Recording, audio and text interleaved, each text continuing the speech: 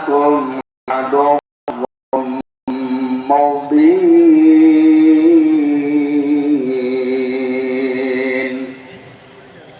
صدقت يا ربنا.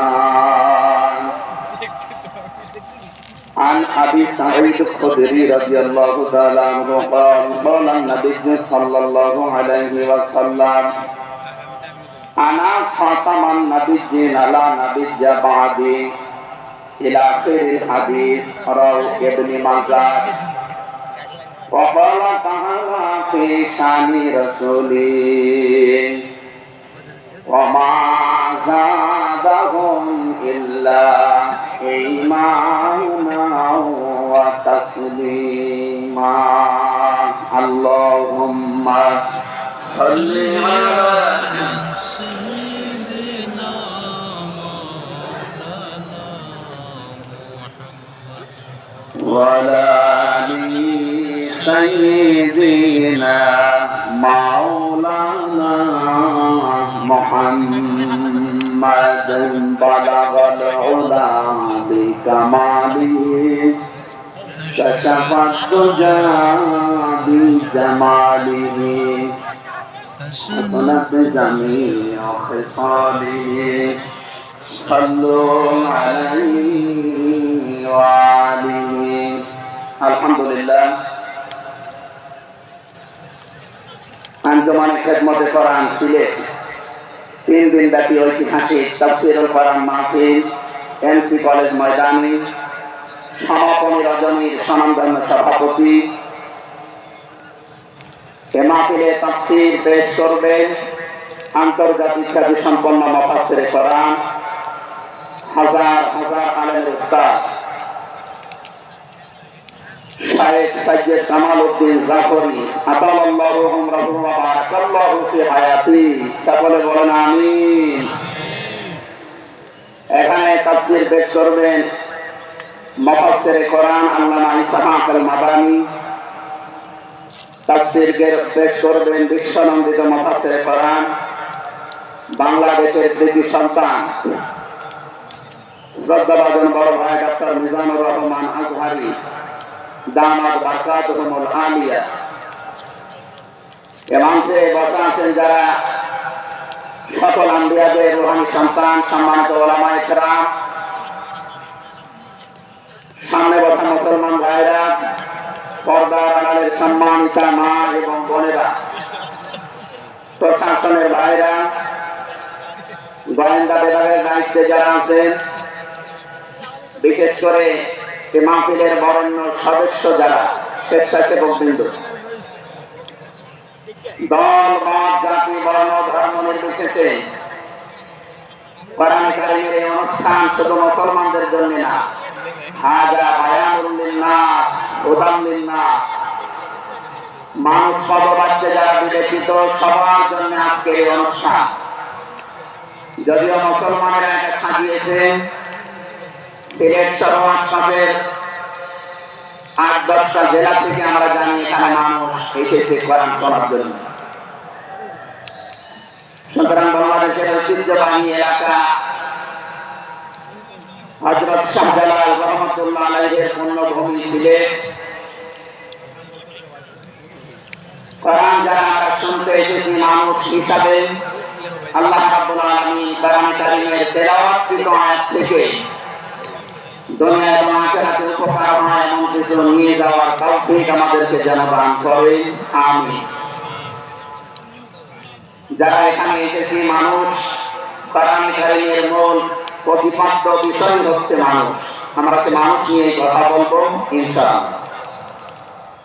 যদিও এখানে 15 বছরে আমাদেরকে জীবিত মানুষদের কোরআন শোনানো থেকে বিরত রেখেছিল ফ্যাসিস্টরা। আমি শ্রদ্ধার সাথে স্মরণ করছি ঐতিহাসিক এই ময়দানে বিশ্বনন্দিত মুফাসসিরে কোরআন শহীদ আল্লামা দিলওয়ার হুসাইন সাঈদী রহমাতুল্লাহ আলাইহি। আমি তার সাথে জেলখানায় দীর্ঘদিন 3টা বছর পাশাপাশি ছিলাম। তখন স্নেহ, ভালোবাসা, আদর, মহব্বত আমি পেয়েছি। বিশেষ করে পাশাপাশি জেলে থাকার কারণে অনেক কিছু তার থেকে আমি নিতে পেরেছি। আল্লাহ যেন ওগুলো আমার প্র্যাকটিক্যাল লাইফে সেট করার তৌফিক দান করে। যেহেতু তাকে হত্যা করা হয়েছে, এখানে নির্দ্বিধায় বলতে পারে তিনি শহীদ। যদিও অনেকে এদেশে স্বীকৃতি দিতে চান না যে না শহীদ হয়নি, আপনাকে কি আবার শহীদ হয়ে আবার মৃত্যুবরণ করে দেখানো লাগবে যে আমি শহীদ হলাম? শহীদ এই শব্দটা কত দামি আপনি জানেন? কোরআনে কারিমে রব্বুল আলামিন বলেন, ওয়ালা তাকুলু লিমান ইয়াকতালু ফি সাবিলিল্লাহি আমওয়াত বাল আহইয়াউ ওয়ালাকিন লা তাশউরুন। সূরা বাকারা 2 নম্বর পারা 2 নম্বর পৃষ্ঠা 12 নম্বর লাইনে আছে এটা। আল্লাহ বলেন, মুখ দিয়ে বলবা না যারা আমি আল্লাহর জন্য শহীদ হয়েছে তারা মরে গেছে, মৃত্যুবরণ করেছে, তারা মৃত, এ কথা বলবা না। বরং তারা জীবিত, কিন্তু তোমরা টের পাও না। মুখের পরে মানুষের অন্তরে একটা ধারণা নিয়ে আসতে পারে, এজন্য মহান আল্লাহ অন্তরে ধারণা করতে উল্লেখ করেছেন।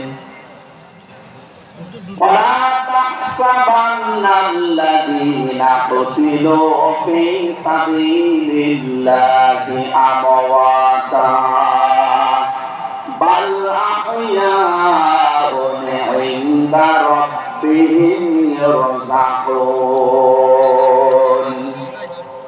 সূরা আলে ইমরান 4 নম্বর পারা 11 নম্বর পৃষ্ঠা 9 নম্বর 169 নম্বর আয়াত। আল্লাহ বলেন, ধারণা করবা না যারা আমি আল্লাহর জন্য শহীদ হয়েছে, জীবন দিয়েছে, এই মানুষগুলো মারা গেছে, ধারণা করবা না। মুখে তো বলাই যাবে না, অন্তরে ধারণা করা যাবে না। বাল আহইয়াউন, বরং তারা জীবিত, ইনদা রাব্বিহিম ইরযাকুন, এবং তারা তাদের রবের কাছে রিজিক পাচ্ছে। বলেন সুবহানাল্লাহ। সুতরাং এই দেশে যারা শহীদ হয়েছে, অনেকে এখনো তাদেরকে স্বীকৃতি দিতে চান না। বিশেষ করে 2006 সালের 28 অক্টোবর থেকে শুরু করে 2024-এর 5 আগস্ট পর্যন্ত এ দেশের জন্য, মানবতার জন্য, ইনসাফের জন্য, ন্যায় বিচারের জন্য, মানবতার জন্য, বৈষম্য দূর করার জন্য যারা জীবন দিয়েছে, নির্দ্বিধায় আমরা বলতে পারি মানুষগুলো শহীদ। শহীদ আবু সাইদ, শহীদ মুগ্ধ, শহীদ রায়হান, শহীদ ফয়সাল, 2732 জন মানুষ আগস্টের 5 তারিখের আগ পর্যন্ত সবগুলো শহীদ। আল্লাহ যেন শাহাদাতের সর্বোচ্চ মাকাম তাদেরকে নসিব করেন। বলেন আমিন। শহীদ আল্লামা দেলাওয়ার হোসাইন সাইদি রহমাতুল্লাহ আলাইহি যদি বেঁচে থাকতেন, আজকের এই সিলেটের ময়দানে তিনি আসছেন। কোরআনে কারীম শুনে হাজারো মানুষ হয়তো দিনের দিশা পেত, তো জালেমরা তাকে ধোঁকা দিয়ে জেল থেকে বের করেছিল, আমার সামনে দিয়ে বের করে দিয়ে দিয়েছিল। ওরা ধোঁকা দিয়ে ওনাকে আগের দিন দেখলাম কি সুন্দর কথা বলছিল, আমাকে উপদেশ দিচ্ছিল। পরের দিন শুনলাম যে না, উনি অসুস্থ। পুরাটাই মামলা, যে বলছে আপনি অসুস্থ, বলেন আপনাকে হাসপাতালে নিয়ে যায়, ওখান থেকে চিকিৎসার মাধ্যমে আপনাকে ছেড়ে দেওয়া হবে। উনি তো আনন্দে হচ্ছিলেন, কিন্তু জালেমদের দুর্বিসন্ধি এত গভীরে ছিল কেউ বুঝতে পারে না, উনি নিজেও টের পান না। এই জন্য 3 জন ধ্যান থেকে নামার সময় আমরা দেখেছি একটা টিকির হাসি দিচ্ছিল। বড় হচ্ছে আমার হাড়ে অসুস্থ ছিল, হাড়ের রোগ ছিল, এই কারণে মানুষের হাড়ে অসুস্থ হলে ওইভাবে মানুষ হাসতে পারে। বলেন কারণ যারা সামনে ছিল তাদেরকে লম্বা করে সালাম দিয়েছিলেন, জিজ্ঞাসা করেছিলেন আপনারা কেমন আছেন। একজন হাড়ের রোগী অসুস্থ মানুষ এই কথাগুলো বলতে পারে না, তার মানে এখন পুরাটা পরিষ্কার, তাকে হত্যা করা হয়েছে। নবীকে কথা দেওয়ান চাপা করে মরলে যদি শহীদ হয়, সাপে কেটে মরলে যদি শহীদ হয়, নদীতে ডুবে মরলে যদি শহীদ হয়, গাছের নিচে পড়ে যদি মরে শহীদ হয়, অ্যাক্সিডেন্টে মরলে যদি শহীদ হয়, যাকে অন্যায়ভাবে মেরে ফেলা হয়েছে অবশ্যই তিনি শহীদ। আল্লাহ রাব্বুল আলামিন তার গোলামের 50টা বছরের গোলামের খেদমত যেন কবুল করেন, জান্নাতের সৌচ্চ মাকাম নসিব করেন, বলেন আমিন। আজকে তার সন্তানও আসবে, কলিজার টুকরা সন্তান আলহাজ শামীম বিন সাইদি অলরেডি চলে এসেছে। ও গতকাল শেষ হয়ে গেছে।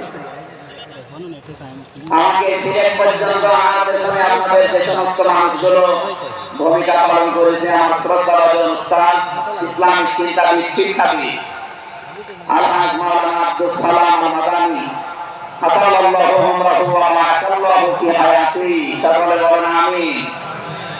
আমরা যে কথা বলতে চাই, কোরআন আমরা শুনতে এসেছি, আমরা মানুষ। আমি বনি আদমকে সম্মানিত করেছি, অথচ এই সম্মানিত সৃষ্টির অসম্মান করার জন্য এই 15.5 বছর অনেকে ছিনিয়ে খেয়েছি। আল্লাহ তাদের সমস্ত কাজকে নস্বাত করে দিয়েছে। কোরআনের ভেতরে আমরা দেখেছি কোন জালেম যদি